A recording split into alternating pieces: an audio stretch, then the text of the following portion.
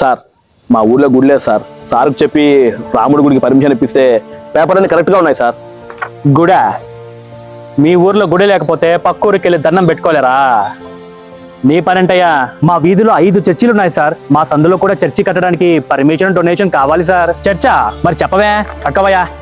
Sir church కట్టడానికి funding ఏమైనా సార్ని అడిగి, దానికేం భాగ్యం, ఎన్ని కోట్లు కావాలో చెప్పు, ప్రభుత్వం మనది, పని అయిపోద్ది. చర్చి కట్టడంలో మాత్రం కాంప్రమైజ్ అవ్వకూడదు. అయ్యో జగన్ గారి విషయం కూడా అదే. కొన్ని వందల చర్చిలు కట్టేదానికి ఆయన సహకరించాడే గానీ.